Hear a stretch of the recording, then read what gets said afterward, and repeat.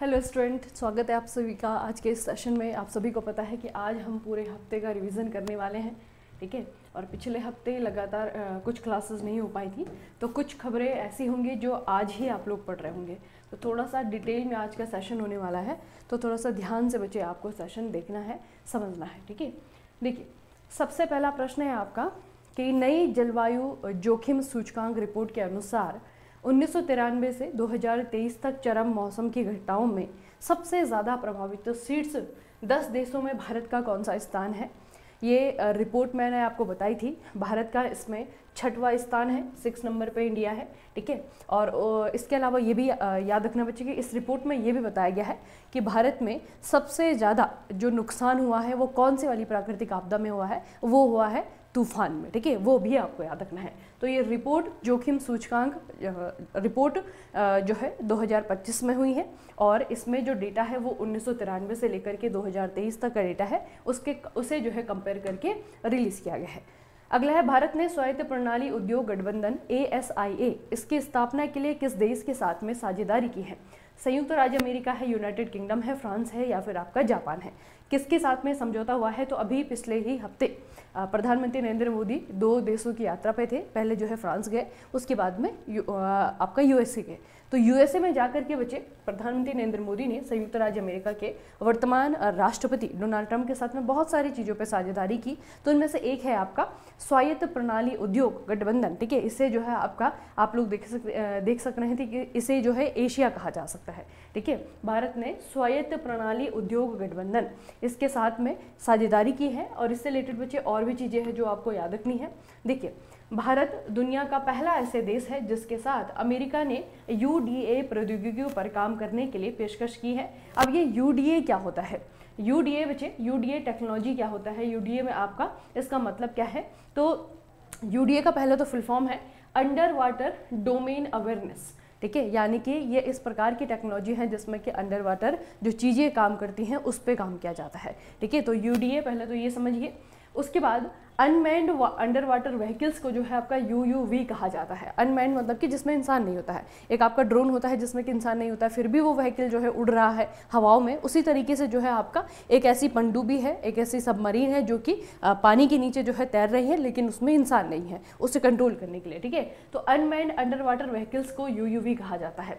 अब ये बच्चे जो आपका UUV है ना, इसमें दूर से संचालित UUV और स्वायत्त UUV शामिल है, जो कि परिष्कृत सेंसर और कैमरों से लैस है। भारत ने माया, अमोघ और अदम्य जैसे UUV विकसित किए हुए हैं, ठीक है। तो बच्चे यही जो आपकी टेक्नोलॉजी है, इस टेक्नोलॉजी को लेकर के संयुक्त राज्य अमेरिका ने भारत के साथ में स्वायत्त प्रणाली उद्योग गठबंधन जो कि UDA से रिलेटेड है, इस पे सिग्नेचर किए हैं। आपको विषय पूछा जा सकता है कि कौन सा विषय है जो कि एशिया के अंतर्गत आता है, जिसमें कि पहली बार अमेरिका ने किसी दूसरे देश के साथ में इस प्रकार की संधि पर हस्ताक्षर किए हैं, ठीक है। तो ये बच्चे आपकी एक इंपॉर्टेंट न्यूज़ है। अगला है, टाटा समूह के चेयरमैन एन चंद्रशेखरन को UK भारत व्यापार संबंधों में उनके योगदान के लिए UK के द्वारा, यूनाइटेड किंगडम के द्वारा किस प्रतिष्ठित मानद पुरस्कार से सम्मानित किया गया है? कौन सा वाला पुरस्कार दिया गया है? अभी इनका नाम याद रखना। आपको इस तरीके से प्रश्न पूछा जा सकता है कि टाटा ग्रुप इसके वर्तमान में चेयरपर्सन कौन है? तो इनका नाम है बच्चे एन चंद्रशेखरन, और इन्हें कौन सा वाला दिया गया है? यह है आपका the order of the British Empire, ठीक है। The order of the British Empire, ये सम्मान इन्हें दिया गया है। अगला है, the new icon Savarkar and the fact पुस्तक के लेखक कौन है? किताब है, किताब का नाम है द न्यू आइकन, और ये जो किताब है ये वीर सावरकर के बारे में है, ठीक है। अभी जो है रिसेंटली इसे रिलीज किया गया था, और ये बुक बच्चे किसकी है? ये बुक है अरुण शौरी की, Arun Shourie, Savarkar and the fact, ठीक है। तो याद रखना है आपको, अरुण शौरी की किताब है ये द न्यू आइकन। अगला है, अमेरिकी प्रशासन ने हाल ही में तहव्वुर राणा के प्रत्यर्पण को मंजूरी दी है, जो कि निम्नलिखित में से किस घटना में आरोपी था?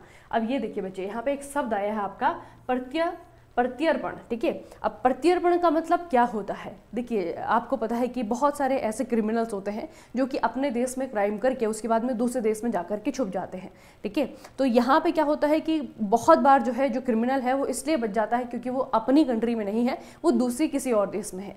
तो जब बच्चे दो देशों की बीच में इस तरीके की संधि होती है कि हमारे जो क्रिमिनल्स हैं, हमारे जो लोग हैं जो कि आपके देश में छुप गए हैं, ठीक है, या फिर जो रिस्पॉन्सिबल है, जो हमारे लिए जो गुनाहगार हैं, वो अगर किसी दूसरी कंट्री में जाकर के छुपे हैं, तो अगर जो दूसरी कंट्री में जहाँ पर वो छुपे हैं उनके द्वारा अगर ऑफिशियली और उस व्यक्ति की मर्जी के बगैर उसे उसकी कंट्री में अगर वापस भेजा जाता है तो इस प्रोसेस को क्या कहते हैं, प्रत्यर्पण कहा जाता है। ठीक है, तो अभी हाल ही में अमेरिकी प्रशासन जो है एक व्यक्ति है तहव्वुर राणा, इसके प्रत्यर्पण के लिए मान गया है। ठीक है, अब ये जो बच्चे आपका आदमी ना, ये बहुत बड़े क्राइम में, ठीक है, बहुत बड़ी घटना का दोषी इसे जो है साबित किया गया था, और वही आपको घटना पूछी हुई कि कौन सी घटना थी जिसके पीछे इसका हाथ था। ठीक है, तो ये है आपके 26/11 मुंबई अटैक। ठीक है, 26/11 मुंबई अटैक में जो है इसका हाथ था तहव्वुर राणा का, और ये हमारे लिए जो है आपका एक डिक्लेयर टेररिस्ट है। ठीक है, और ये अमेरिका में जाकर के छुपा हुआ है। अमेरिकी प्रशासन ने 26/11 मुंबई आतंकवादी हमलों के सिलसिले में तहव्वुर राणा के प्रत्यर्पण को मंजूरी दे दी है। आरोप क्या है इस पे?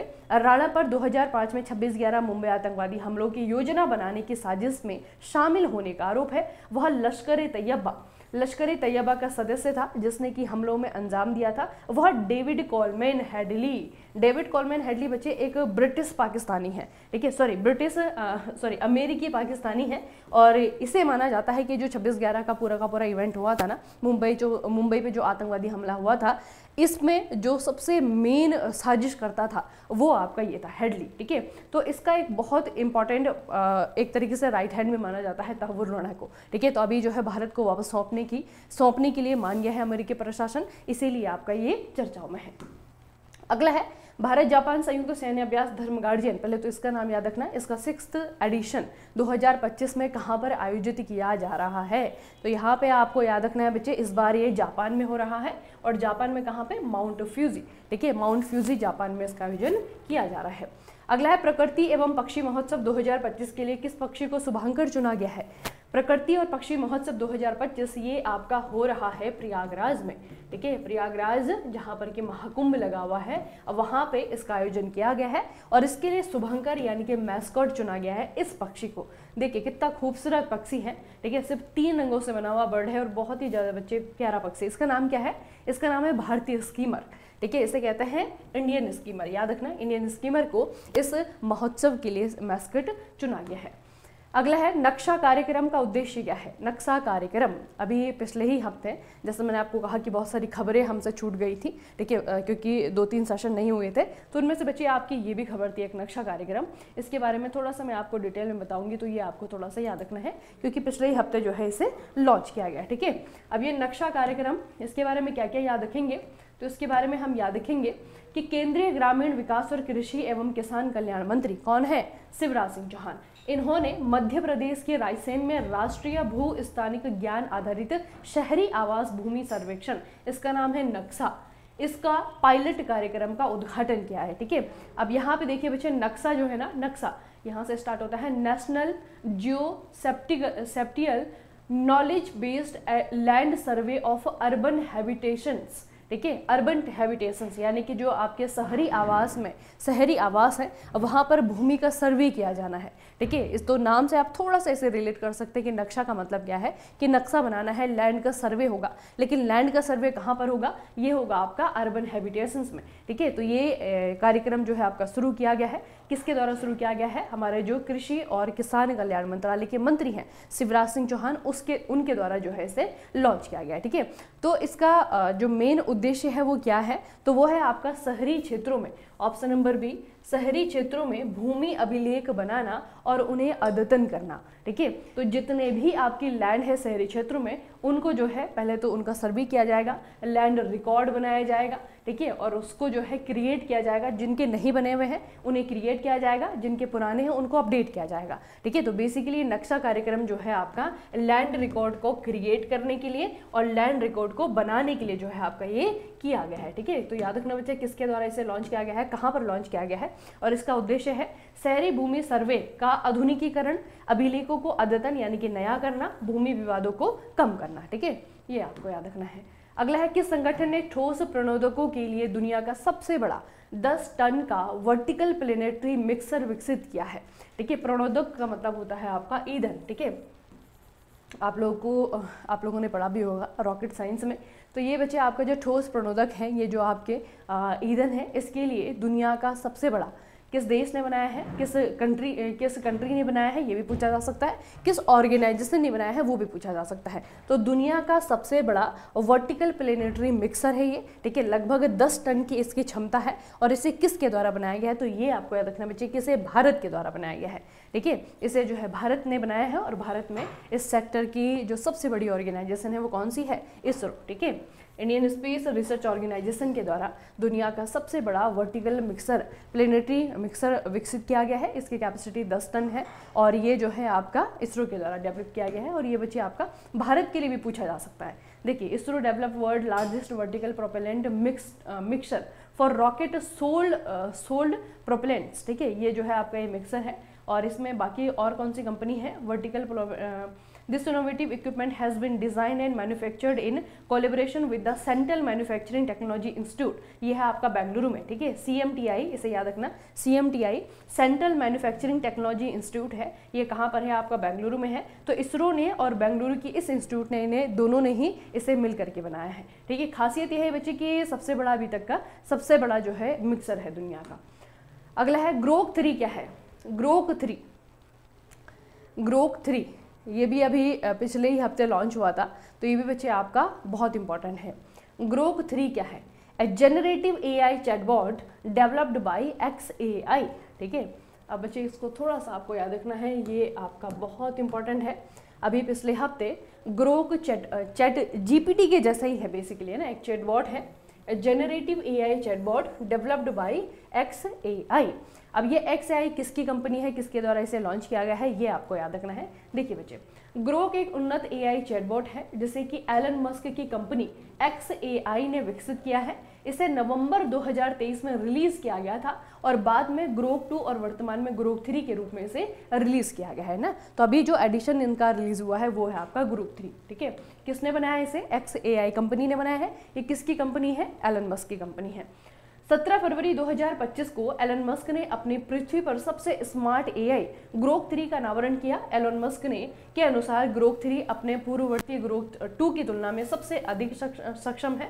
और ग्रोक 3 लॉन्च के लाइव स्ट्रीम किए गए डेमो इवेंट में लगभग आप लोग देख सकते हैं 1 लाख दर्शकों को आकर्षित किया ना। तो बहुत ज़्यादा अच्छा इसे बताया जा रहा है। और इसकी तुलना की जा रही है डीप सीक से, या फिर अभी जो आपका चैटबॉट है, चैट GPT है, ओपन AI का, है ना। तो ये जो जितने भी अभी तक जेमिनाई है गूगल का, तो इन सभी चैटबॉट से इसकी तुलना की जा रही है। और इसे अभी तक का जो है सबसे स्मार्ट AI बताया जा रहा है, ठीक है। तो ये है आपका ग्रोक 3 और इसे कौन सी कंपनी ने बनाया है, XAI के द्वारा इसे बनाया गया है। अगला है NSCI सुरक्षा पुरस्कार 2024 में किस हवाई अड्डे को सर्वश्रेष्ठ सुरक्षा पुरस्कार गोल्डन ट्रॉफी प्राप्त हुआ है। कौन सा हवाई अड्डा है जिनकी सिक्योरिटी के लिए, ठीक है, इनकी सिक्योरिटी के लिए ये पुरस्कार दिया गया है। और इस हवाई अड्डे का नाम है आपका मनोहर अंतर्राष्ट्रीय हवाई अड्डा, ठीक है। मनोहर अंतर्राष्ट्रीय हवाई अड्डा, इसे बच्चा थोड़ा सा याद रखना, ठीक है। इसे दिया गया है। देखिए, गोवा इंटरनेशनल एयरपोर्ट लिमिटेड के द्वारा विकसित और संचालित मनोहर इंटरनेशनल एयरपोर्ट को सेवा क्षेत्र के श्रेणी के तहत भारतीय राष्ट्रीय सुरक्षा परिषद सुरक्षा पुरस्कार 2024 में सर्वश्रेष्ठ सुरक्षा पुरस्कार यानी कि गोल्डन ट्रॉफी से सम्मानित किया गया, ठीक है। तो गोवा में जो है आपका हवाई अड्डा है मनोहर अंतर्राष्ट्रीय हवाई अड्डा, और इसे ये पुरस्कार दिया गया है। अगला है अजमेर में किंग एडवर्ड मेमोरियल भवन का नाम बदल करके क्या कर दिया गया है। तो ये आपका अजमेर यानी कि राजस्थान में है। किंग एडवर्ड मेमोरियल भवन इसका पुराना नाम था और इसका नाम जो है आपका चेंज करके क्या कर दिया गया है, महर्षि दयानंद विश्रांत गृह, ठीक है। महर्षि दयानंद विश्रांत गृह इसका नाम कर दिया गया है। अगला, हाल ही में फ्रांसिस्को रिवेला का निधन हो गया है। वो किस उत्पाद के आविष्कारक थे। अब यहाँ पे जितनी भी चीज़ें हैं आप लोगों ने इनमें से कुछ चीज़ें तो खाई होंगी। किटकैट खाया होगा, आप लोगों ने न्यूट्रेला खाया होगा, और मैगी तो खा ही रहे होंगे, है ना। तो ये बच्चे आपके सारी के सारी फूड प्रोडक्ट हैं। इनमें से एक प्रोडक्ट है जिसके आविष्कारक जो थे, इनका नाम है फ्रांसिस्को रिवेला। इनका हाल ही में निधन हो गया है, ठीक है। और ये प्रोडक्ट है आपका न्यूटेला, ठीक है। तो न्यूटेला को जिन्होंने बनाया था इनका नाम है फ्रांसिस्को रिवेला। इनका हाल ही में निधन हो गया है। न्यूटेला बच्चे भूरे रंग का एक मीठा हेजलनट कोको स्प्रेड का एक ब्रांड है। न्यूटेला का निर्माण इतावली कंपनी फेरेरा के द्वारा किया गया था और 1964 में इसे पेश किया गया था। ठीक है, तो ये थोड़ा सा इस प्रोडक्ट के बारे में याद रखना। ठीक है, अगला बच्चे भारत का कौन सा राज्य घरों में एक्सपायर और अप्रयुक्त दवाओं का वैज्ञानिक तरीके से एकत्रित करने और उनका निपटान करने वाला पहला राज्य बन गया है। अब देखिए, ये वाली समस्या आप लोगों ने कई बार घर में देखी होगी। हम बच्चे क्या करते हैं, जैसे कि कोई आपको छोटी सी बीमारी हो गई, ठीक है, अब जब बीमारी असहनीय हो जाती है तो हम जल्दी से जाते हैं डॉक्टर के पास, डॉक्टर से ले आते दवाइयाँ। अब डॉक्टर क्या करता है, कोर्सेज के अकॉर्डिंग जो है दवाई देता है ना, कि 5 दिन का कोर्स है, 7 दिन का कोर्स है, तो आपको जो है सारी की सारी दवाइयाँ खानी है मतलब। लेकिन हम 2 दिन की दवाई खाते हैं और उसके बाद बाकी सारी की सारी दवाइयाँ जो है वो घर में ही पड़ी रहती हैं, बहुत लंबे समय तक वो घर में पड़ी रहती हैं। उसके बाद में जो है एक दिन जब साफ़ सफाई हो रही होती तो मम्मी उसे डस्टबिन में डालती है और वो जो आपकी दवाइयाँ हैं वो डायरेक्ट जाती हैं हमारे जो बाकी का वेस्ट है उसके साथ में, है ना। लेकिन आपको पता होना चाहिए बच्चे कि ये दवाइयाँ जो है ये केमिकल से बनी होती हैं और बहुत सारी दवाइयाँ ऐसी होती हैं कि जिनका केमिकल कंपोजिशन वो हमारे इन्वायरमेंट के लिए जो है सेफ़ नहीं है ना। तो और दूसरा क्या है कि इन केमिकल्स का या फिर इन दवाइयों का दोबारा से किसी चीज़ में जो है इस्तेमाल किया जा सकता है। तो इनका जो निपटान है, जैसे आपको एक बेसिक सा जो है कचरे को मैनेज करने का जो सेंस सिखाया जाता है वो ये है कि गीला कचरा अलग करना है, सूखा कचरा अलग करना है। उसी तरीके से बच्चे कचरा अलग अलग प्रकार का होता है। एक आपका ई वेस्ट होता है ना, घर में पड़ी हुई पुरानी बैटरीज या फिर आपका मोबाइल का चार्जर या फिर पुराना मोबाइल, तो ये सारे का सारा ई वेस्ट है। इस ई वेस्ट को हम बाकी कचरे के साथ में मिक्स नहीं कर सकते हैं, बहुत ज़्यादा हैजार्डस होता है।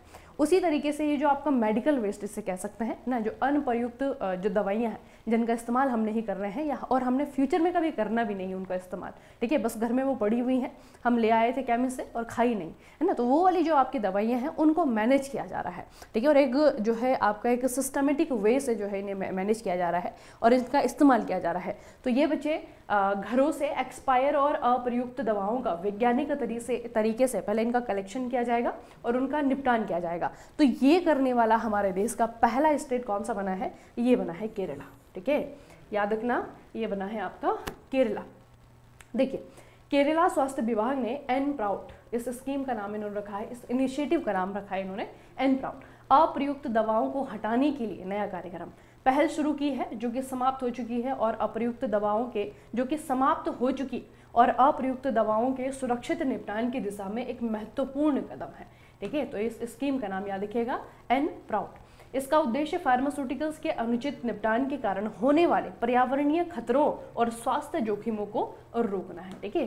तो जो दवाइयाँ जो है जिसमें बहुत सारे केमिकल्स होते हैं, जब आप उसे बाकी वेस्ट के साथ में फेंकते हैं तो खुलेआम जो है हमारे चारों ओर जो इन्वायरमेंट है उसको एक तरीके से खुले में रहती हैं, तो इन्वायरमेंट को बहुत ज़्यादा नुकसान पहुँचाती है। तो उससे बचने के लिए बच्चे केरला सरकार ने ये किया है, ठीक है। केरल भारत का पहला ऐसा राज्य है जिसने कि नशीली दवाओं के निपटान के लिए इस तरह की व्यवस्थित सरकारी पहल शुरू की है, ठीक है। और एक बच्चे बहुत अच्छा कदम है इन्वायरमेंट को बचाने के लिए। अगला है, भारत को सिंगापुर में किस अंतर्राष्ट्रीय समुद्री संगठन के उपाध्यक्ष पद के लिए चुना गया है। कौन सा अंतर्राष्ट्रीय समुद्री संगठन, सिंगापुर में किस अंतर्राष्ट्रीय समुद्री संगठन, अब ये जो आपका अंतर्राष्ट्रीय समुद्री संगठन है, ठीक है, ये जो इंटरनेशनल मैरीटाइम ऑर्गेनाइजेशन है, IMO इसे कहा जाता है, IMO के एक और संगठन है बच्चे, इसमें जो है चुना गया है भारत को उपाध्यक्ष पद में, ठीक है, उपाध्यक्ष पद के लिए इसे चुना गया है। तो ये जो आपका ऑर्गेनाइजेशन है इसका नाम है अंतर्राष्ट्रीय समुद्री नौवहन सहायता संगठन, ठीक है, इसे कहते हैं IALA, ठीक है, IALA इसे कहा जाता है, international organisation of aids to maritime navigation. बच्चे जो आपका समुद्री संगठन है ना, अंतर्राष्ट्रीय समुद्री संगठन जो है ये एक तरीके से समुद्र से रिलेटेड जितने भी ऑर्गेनाइजेशंस हैं उनका जो है, जैसे यूनाइटेड नेशन है, यूनाइटेड नेशन के बहुत सारे अंग हैं ना, उसी तरीके से जो है आपका समुद्री संगठन जो है एक मेन अंग है, एक बॉडी है, और इसके जो है बहुत सारे जो है अलग अलग पार्ट हैं जो कि समुद्र से रिलेटेड बाकी चीज़ों को अलग अलग मैनेज करती हैं, ठीक है। तो जिस तरीके से आपका ये नौवहन सहायता संगठन अलग से है, अंतर्राष्ट्रीय जल सर्वेक्षण संगठन अलग से है, ठीक है। बंदरगाह और बंदरगाह संघ आपका अलग से है, इस तरीके से है ना।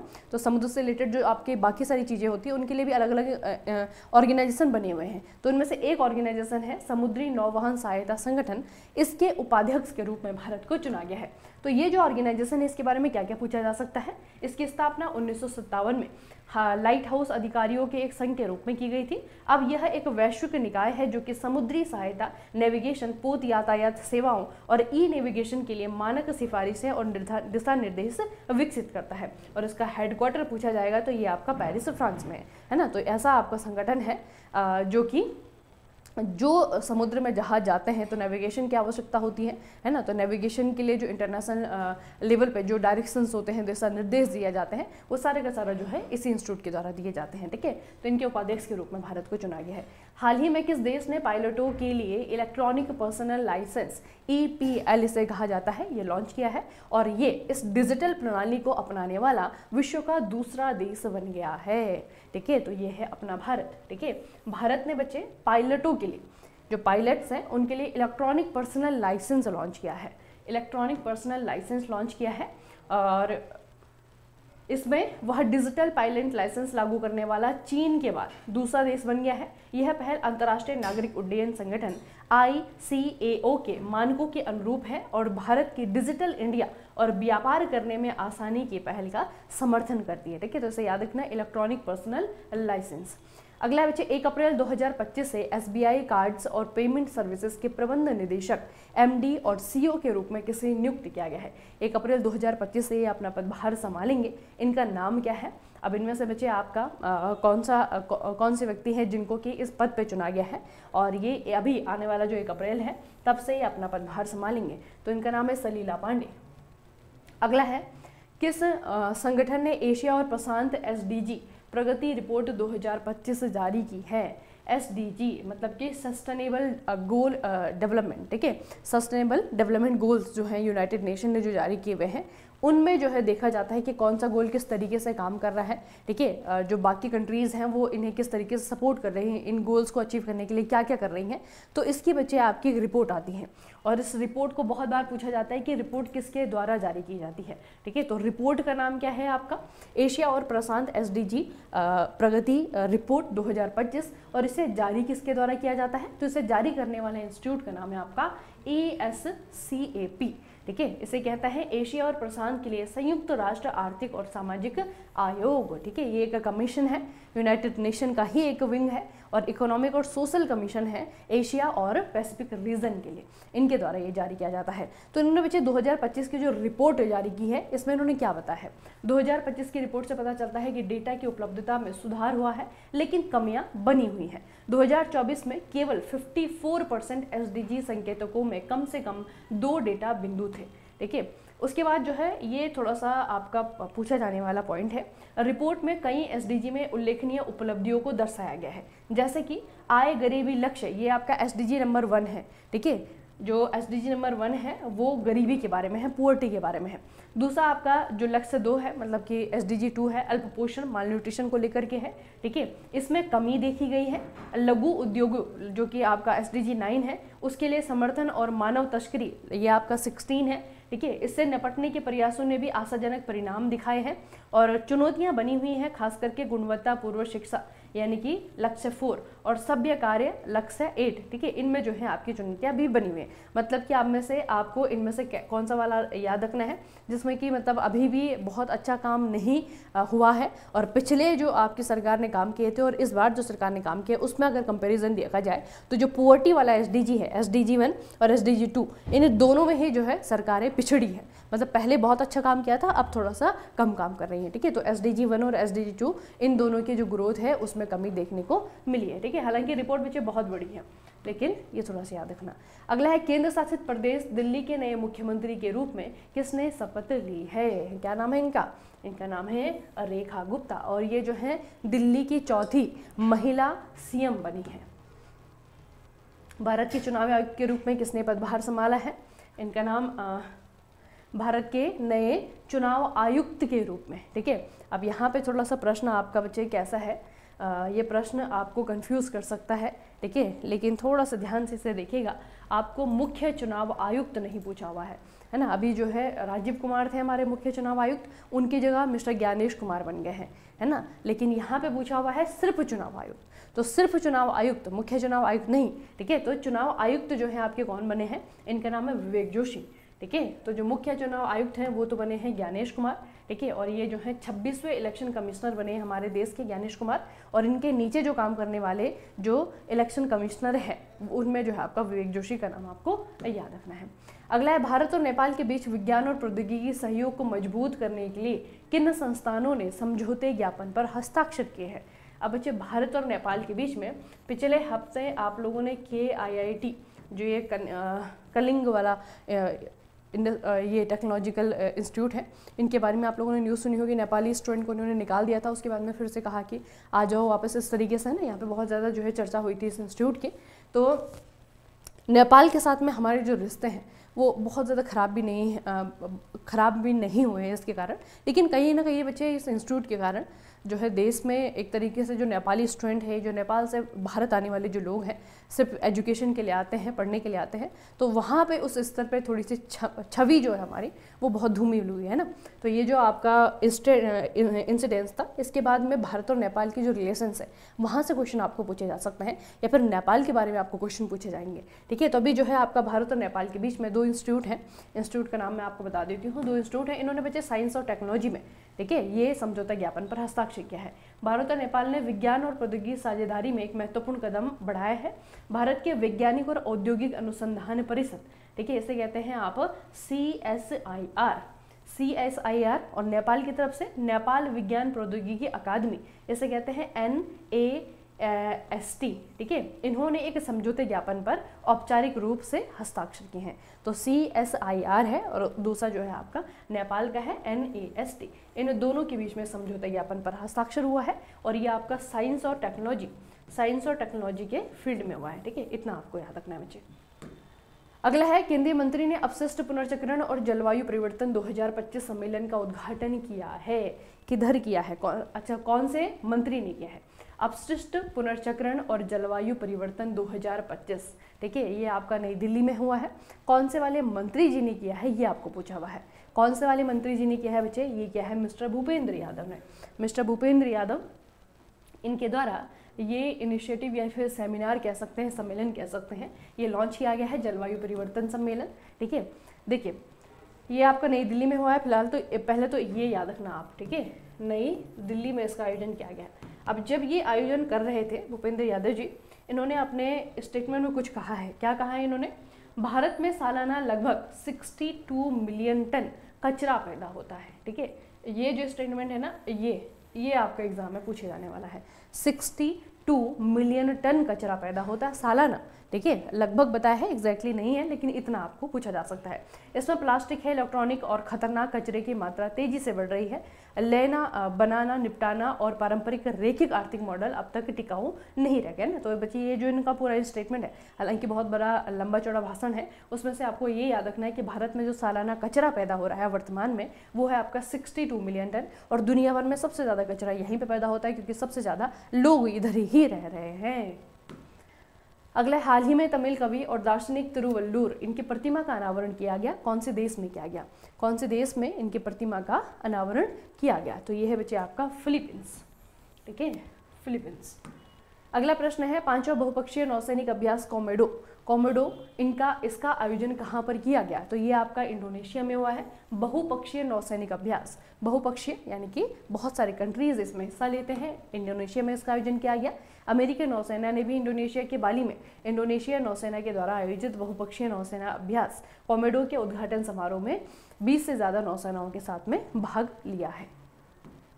अगला, हाल ही में यूके में मानद नाइटहुड की उपाधि से किसे सम्मानित किया गया है? यूके में मानद नाइटहुड, इसकी उपाधि से किसे सम्मानित किया गया है? अभी हमने स्टार्टिंग में ही पढ़ा था। ये सम्मान आपको अलग अलग नाम से पूछा जा सकता है, तो याद रखना है आपको कि टाटा ग्रुप के जो चेयरपर्सन है एन चंद्रशेखरन, उनको जो है आपका यूनाइटेड किंगडम का मानद नाइटहुड उपाधि से सम्मानित किया गया है। भारत में गूगल का सबसे बड़ा कैंपस अनंत किस शहर में स्थित है? अनंत बच्चे, अनंत जो है व्यक्ति नहीं है, ये बिल्डिंग का नाम है, ठीक है। ये दिखाती हूँ मैं आपको, ये रही आपकी अनंत, ठीक है। अनंत जो है भारत में गूगल का सबसे बड़ा कैंपस है। और ये कैंपस है किधर? ये कैंपस आपका कहाँ पर है? मुंबई में है, बेंगलुरु में, हैदराबाद में है, गुरुग्राम में है। कहाँ पर ये आपका बेंगलुरु में है, IT सिटी है, तो यहीं पे जो है अनंत लोकेटेड है। अगला है, किस राज्य सरकार ने अन्न भाग्य योजना के अतिरिक्त 5 किलो चावल देने की घोषणा की है?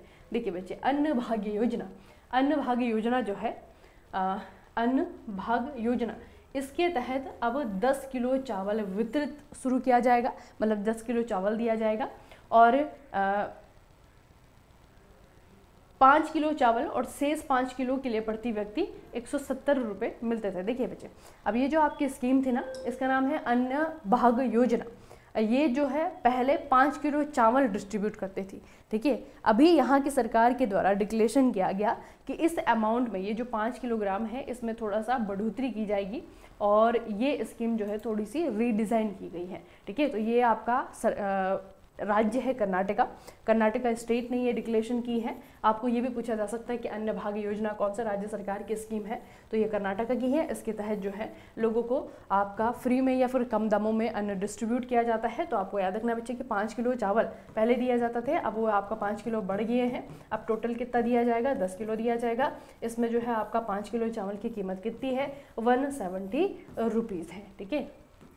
अगला है, भारत की किस राज्य ने टिकाऊ खेती को बढ़ावा देने के लिए मृदा स्वास्थ्य कार्ड योजना का विस्तार किया है? मृदा स्वास्थ्य कार्ड योजना, ये अपने आप में बच्चे बहुत इंपॉर्टेंट स्कीम है, ठीक है। इसके बारे में थोड़ा सा देखते हैं। ये जो आपकी मृदा स्वास्थ्य कार्ड योजना है, इसकी शुरुआत प्रधानमंत्री नरेंद्र मोदी के द्वारा 19 फरवरी 2015 को राजस्थान के सूरतगढ़ में की गई थी। कृषि स्थिरता में मृदा स्वास्थ्य की महत्वपूर्ण भूमिका को मान्यता देते हुए गुजरात इस पहल को लागू करने वाला देश का पहला राज्य बना था, ठीक है। और अभी इसी कार्ड को या फिर इसी स्कीम को जो है आपका थोड़ा सा एक्सटेंड किया गया है, विस्तार इसका किया गया है, और ये भी जो है आपका गुजरात ने ही किया है, ठीक है। तो याद रखना कब लॉन्च हुई थी, कहाँ से लॉन्च हुई थी। और बच्चे इसमें क्या होता है कि किसानों के लिए बेसिकली बहुत ज़्यादा बेनिफिशियल है, क्योंकि किसानों के लिए जो है आपका उनकी जो प्रोडक्शन है, उनकी जो उपज है, वो डिपेंड करती है कि मिट्टी की क्वालिटी कैसी है। तो मिट्टी की क्वालिटी को जानने के लिए जो है उनको एक हेल्थ कार्ड दिया जाता है, जो कि मिट्टी की हेल्थ जो है उन्हें बताता है। और हर जो है आपका 2 साल में 3 साल में वो कार्ड को जो है आपका रिन्यू भी करवाता है। तो साल दर साल जो है आपका, जैसे राजस्थान है, तो राजस्थान में जो है आपका बहुत ज़्यादा इसका बेनिफिट होता है। या फिर जो दक्षिण भारत में जो राज्य है जहाँ पर कि लवणीकरण की बहुत समस्या देखी जाती है, तो वहाँ पे बहुत बेनिफिट होता है। मतलब अगर किसानों को पता है कि हमारी मिट्टी की अगर क्वालिटी कम हो रही है, तो मिट्टी की क्वालिटी को इन्हेंस करने के लिए वो अपनी तरफ से कुछ ना कुछ चीज़ें कर सकते हैं, है ना। तभी जो है उनका जो प्रोडक्शन है वो किसी तरीके से जो है आपका बाधित नहीं होगा, उसमें किसी तरीके से चेंजेस नहीं आएंगे ना। तो अपनी मिट्टी का ख्याल रखने के लिए किसानों के द्वारा जो है आपका मृदा स्वास्थ्य कार्ड बनाया जाता है, ठीक है। 2015 की स्कीम है। अगला है, फ्यूचर ब्रांड इंडेक्स 2024 में एप्पल को पीछे छोड़ करके कौन सी कंपनी है जो कि विश्व स्तर पर दूसरे स्थान पर रही है? यह है आपका future brand index 2024। Future brand index 2024, ये कंपनी है बच्चे रिलायंस, ठीक है। कंपनी कौन सी है आपकी? रिलायंस है। देखिए, रिलायंस इंडस्ट्रीज लिमिटेड ने फ्यूचर ब्रांड इंडेक्स 2024 में एप्पल, नाइके, डिज्नी को पीछे छोड़ते हुए विश्व स्तर पर दूसरा स्थान हासिल किया है। यह पहली बार है जब किसी भारतीय कंपनी ने शीर्ष 3 में प्रवेश किया है, ठीक है। तो रिलायंस को आपको याद रखना है, ये दूसरे नंबर पर है। किस कंपनी ने AI संचालित ग्राहक सहायता प्लेटफॉर्म नगेट लॉन्च किया है? ठीक है, नगेट क्या है? बेसिकली ये जो है आपका एक AI चैटबॉट है, और यहाँ पे जो भी कस्टमर की समस्याएं होंगी वो सॉल्व की जाएंगी नगेट के द्वारा। तो ये है किसका? ये है आपका जोमेटो का, ठीक है। जोमेटो का है ये है आपका जोमेटो नगेट AI एजेंट।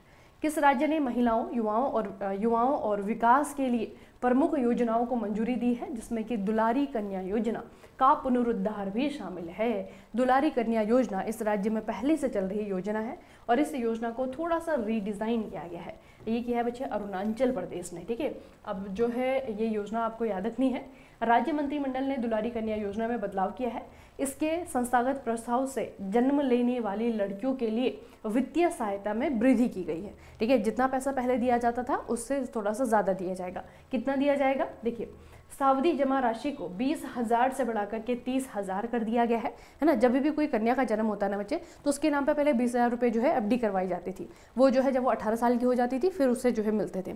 अब वो जो राशि है उसे बढ़ा करके 30,000 कर दिया गया है, ठीक है। तो 30,000 जो है ये बढ़ा करके हो गया है। 18 साल की जैसे ही होगी उसको जो है पैसा दे दिया जाएगा। उसके बाद देखिए कक्षा 9 में जब वो दाखिला लेगी तो 20,000 का प्रत्यक्ष लाभ हस्तांतरण डीबीडी प्रदान किया जाएगा। और इस संशोधन से योजना के तहत कुल लाभ जो है आपका 50,000 रुपये हो गया है, ठीक है। तो मतलब बेसिकली याद रखना है कि लड़कियों के लिए उनके जन्म के लिए और उनकी शिक्षा के लिए आपकी स्कीम चलती है। और इसमें जो पहले फाइनेंशियल असिस्टेंस दिया जाता था सरकार के द्वारा वो अब बढ़ा दिया गया है। तो दुलारी कन्या योजना अरुणाचल प्रदेश, ठीक है, आपको याद रखना है अरुणाचल प्रदेश। अगला है भारत मौसम विज्ञान विभाग IMD की 150 साल की यात्रा के उपलक्ष्य में भारत का पहला open air art wall museum कहाँ पर खोला गया है? Open air art wall museum, ठीक है। अब इसे बच्चे याद रखना, ये जो IMD है ना मौसम विज्ञान विभाग, अभी जो है इसके 150 साल पूरे हुए थे और इसी उपलक्ष्य में जो है ये किया गया है। तो ये कहाँ पर किया गया है? ये जो आपका म्यूजियम बना है ये बना है नई दिल्ली में, ठीक है, नई दिल्ली में। इसकी स्थापना के 150वें वर्ष के अवसर पर 18 फरवरी 2025 को नई दिल्ली के मौसम भवन में भारत के पहले open air art wall museum का उद्घाटन किया गया है।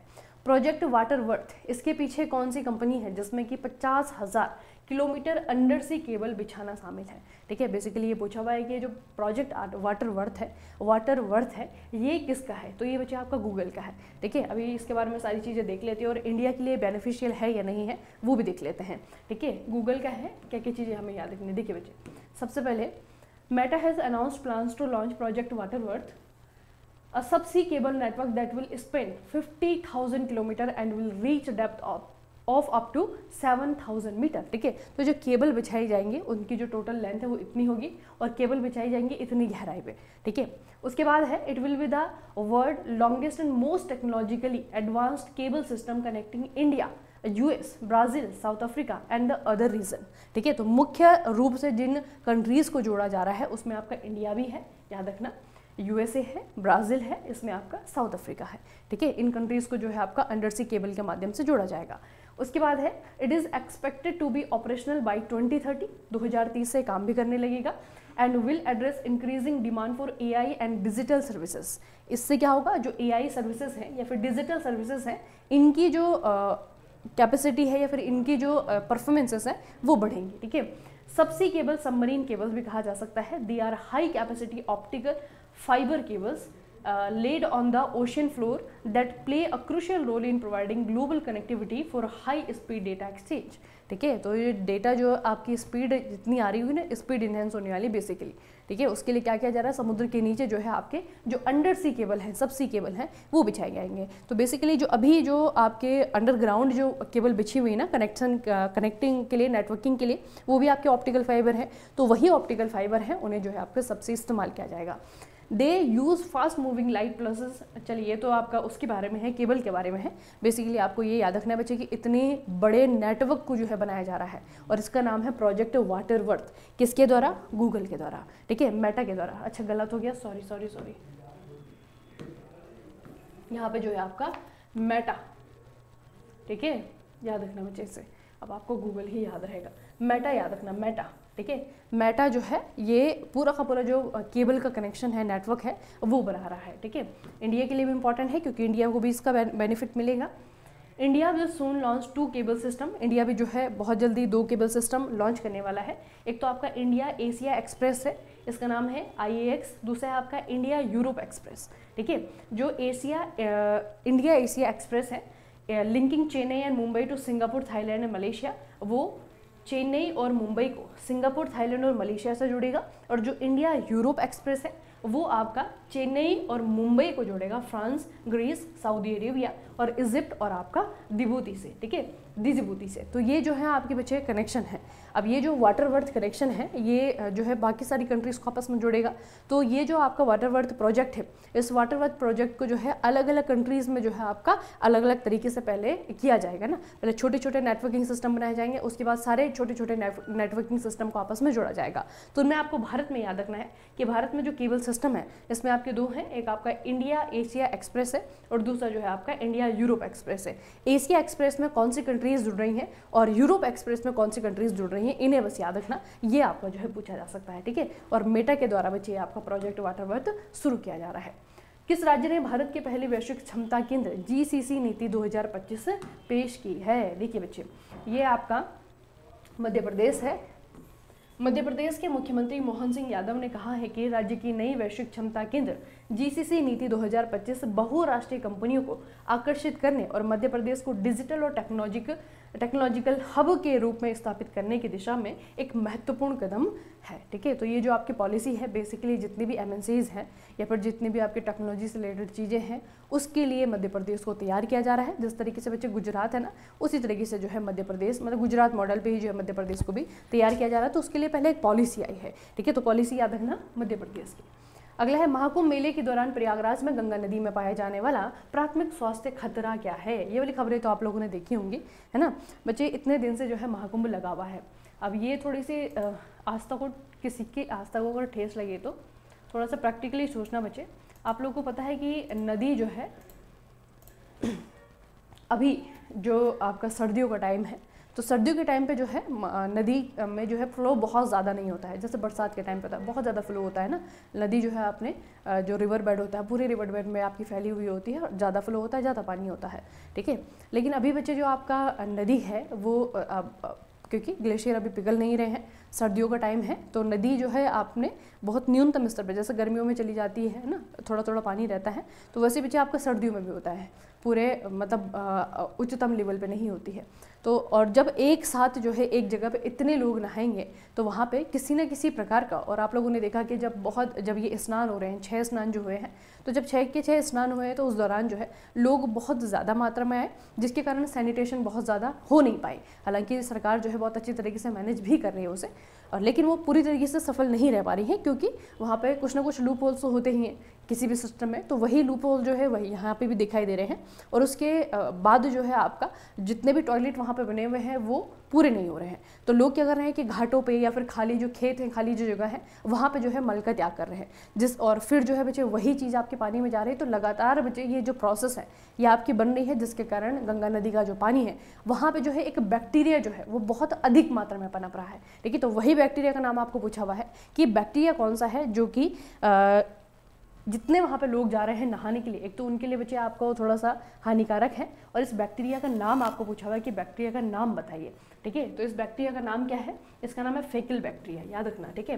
फेकल बैक्टीरिया है, ये जो है प्राथमिक स्वास्थ्य खतरा है, और एक तरीके से इसकी अभी डिक्लेरेशन भी कर दी गई थी, लेकिन अभी सरकारी तो नहीं हुआ है कुछ भी, लेकिन जो न्यूज़पेपर है उन न्यूज़पेपर में जो है आपका ये छपा जरूर है बच्चे। ये देखिए 18 फरवरी की न्यूज़ है ये। Mahakumbh, what is the faecal bacteria found in alarming levels in Prayagraj waters. Ganga is considered sacred by the many, but a high level of fecal coliform bacteria has raised concern amid Mahakumbh Mela Prayagraj, है ना। तो इस महीने की शुरुआत में NGT को सौंपी गई केंद्रीय प्रदूषण नियंत्रण बोर्ड CPCB की रिपोर्ट के अनुसार नदियों के संगम पर फेकल कैलिफॉर्म मानव और पशु मल से निकलने वाला सूक्ष्म जीव का स्तर उच्च है, जिसमें लाखों लोग पवित्र डुबकी लगा रहे हैं, ठीक है। तो ये उनकी हेल्थ के लिए जो है आपका थोड़ा सा क्या है, कंसर्निंग बात है। तो ये बच्चे थोड़ा सा याद रखना है, इसका नाम क्या है, फेकल बैक्टीरिया। किस राज्य ने वंचित महिलाओं के उत्थान के लिए जी सफल पहल शुरू की है? वंचित महिलाओं के लिए, ठीक है। तो जी है, जी से आपको याद रखना है, ये आपका गुजरात, ठीक है। गुजरात के द्वारा जी सफल इनिशिएटिव शुरू किया गया है। अंतर्राष्ट्रीय दूरसंचार संघ यानी कि ITU, इसका मुख्यालय कहाँ पे है? तो ये है आपका जिनेवा में। देखिए स्विट्जरलैंड में है आपका जिनेवा, हेडक्वार्टर इसका जिनेवा स्विट्जरलैंड में है। 1865 में आपका ये बना है, ठीक है। और इसे जो है आपका ITU अंतर्राष्ट्रीय दूरसंचार संघ कहा जाता है, ठीक है। इतनी बातें बच्चे इसके बारे में याद रखना।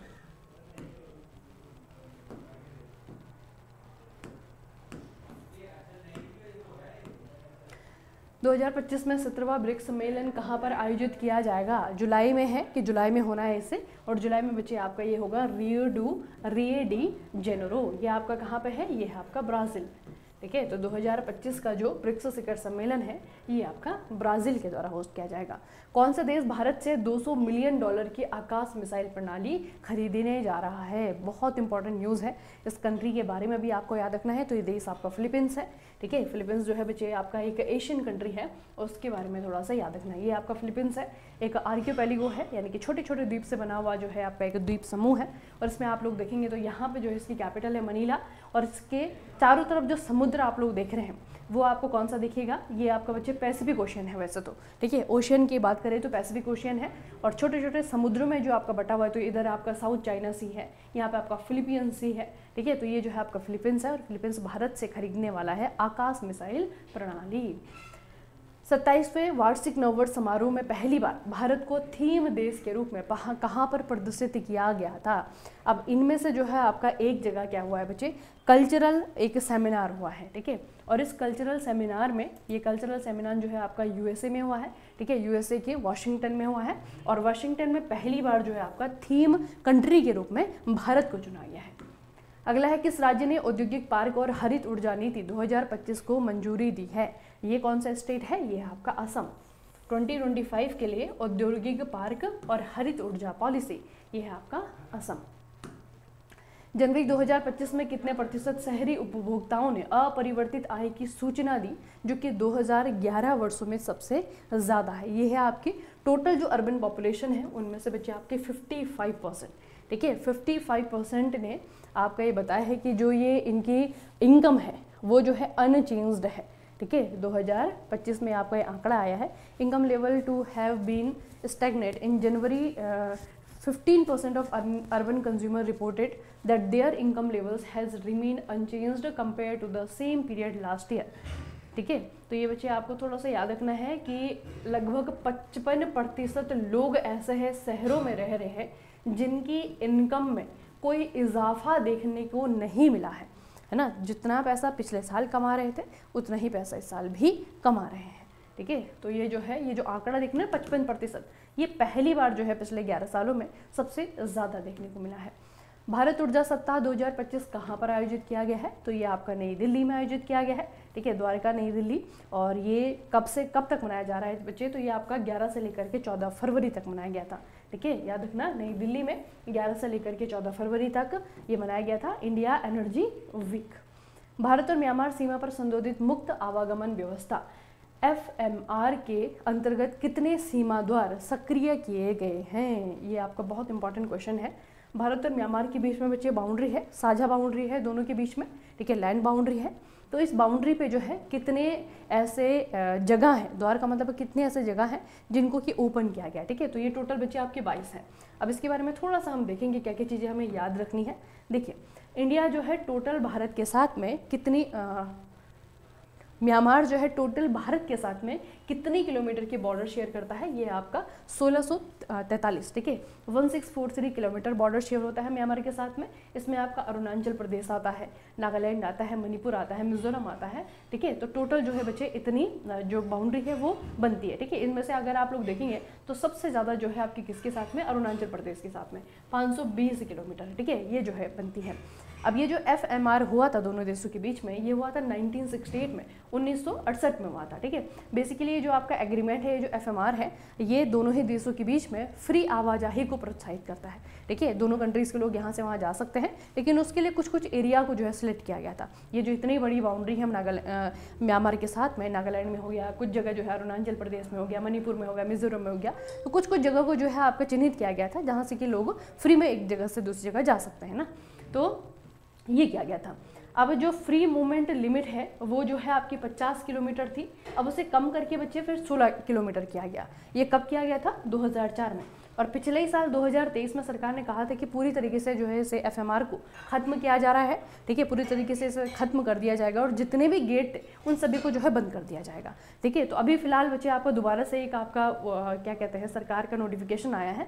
पहले 43 जो है प्लान्ड क्रॉसिंग पॉइंट थे, ठीक है, इनमें से जो है 22 जो बॉर्डर्स हैं उनको अभी भी एक्टिवेट रखा जा रहा है, ठीक है, याद रखना बच्चे, ये आपका रिवाइज्ड एफएमआर है। रिवाइज का मतलब जो चेंजेस किए गए हैं। तो पहले 43 थे, अब जो है 43 में से 22 है जिनको कि एक्टिवेट किया गया है, बाकी 43 को जो है आपका बंद किया गया है। इससे पहले बच्चे आपका सेम एफएमआर को बंद करने के लिए अमित शाह के द्वारा जो है आपका कहा गया था कि दोनों देशों के बीच में जो एफएमआर है 1968 का, इसे जो है आपका बंद कर दिया जाएगा पूरी तरीके से। लेकिन पूरी तरीके से नहीं हुआ है, जो 43 गेट थे उनको कम करके जो है आपका कितना कर दिया गया है, 22 कर दिया गया है। इसे याद रखना। और ये कब का जो है आपका ये एग्रीमेंट है, कब की ये व्यवस्था है, मुक्त आवागमन व्यवस्था, ये दोनों देशों के बीच में 1968 की है। ठीक है, और फ्री मूवमेंट जो लिमिट है उसे कम करके जो ये 40 मीटर था, इसे जो है 16 किलोमीटर किया गया 2004 में, और उसके बाद में जो है अभी ये कितनी है, 10 किलोमीटर है। ठीक है, अभी ये कम करके कितनी हो गई है, 10 किलोमीटर है। तो बच्चे थोड़ा सा याद रखना है आपको कि क्या क्या जो है आपका इस व्यवस्था में था, और अभी आपका ये लगातार चर्चाओं में है, तो इसे आपको याद रखना है। तो बहुत सारी बड़ी बड़ी खबरें आज आपने पढ़ी, इस सेशन को थोड़ा सा ध्यान से देखना। ठीक है, बहुत सारी इंपॉर्टेंट चीज़ यहाँ पे है, जैसे कि मेटा का वो आपका प्रोजेक्ट है, एग्जाम में आने लायक है। अभी जो है आपके मुख्य चुनाव आयुक्त तो चेंज हुए हैं, चुनाव आयुक्त चेंज हुए हैं, उनका नाम पूछा जाना है आपको। ठीक है, तो बहुत सारी जो है इंपॉर्टेंट खबरें जो है सेशन में रही, तो सभी को ध्यान से देख लेना। और जितने भी आपकी जो बड़ी बड़ी न्यूज़ हैं, इनके लिए आपको पीडीएफ की ज़रूरत होगी, तो पीडीएफ आपको make it easy mechanical mobile application में जाकर के मिल जाएगी। ठीक है, उसके अलावा बच्चे आरआरबी जेईई सीबीटी 2 की आप लोग जीके की प्रैक्टिस कह रहे थे, तो वो जो है क्लासेस आपकी सुबह 10 बजे हो रही हैं। ठीक है, उन क्लासेस के बेनिफिट उठाइए। इंपॉर्टेंट वहाँ पे डेटा दिया जा रहा है, इंपॉर्टेंट आपका जो है वहाँ पे कंटेंट दिया जा रहा है। ठीक है, तो उस कंटेंट को छोड़ना मत, एक बार ज़रूर से देख लेना। पहले तो लाइव सेशन देखने की कोशिश करें, नहीं देख पा रहे हैं, टाइम की कमी है, बहुत ज़्यादा चीज़ें जो है शेड्यूल हो रखी हैं, तो आपको जो है रिकॉर्डेड देखना है। रिकॉर्डेड भी नहीं देख पा रहे हैं तो कम से कम एक बार पीडीएफ देख करके चले जाना। एक पीडीएफ में जो है आपके 15 से 20 क्वेश्चन है, ज़्यादा से ज़्यादा, है ना, तो वो क्वेश्चन जो है एक बार ज़रूर रिवाइज करके चले जाना, क्योंकि वो आपके एग्जाम के लिए बहुत इंपॉर्टेंट है। ठीक है, चलिए फिर आज के सेशन को यहीं पर समाप्त करें हैं, और मिलेंगे सोमवार को। तब तक के लिए पढ़ते रहिए, अपना खूब सारा ख्याल रखिएगा। आप सभी का बहुत बहुत धन्यवाद।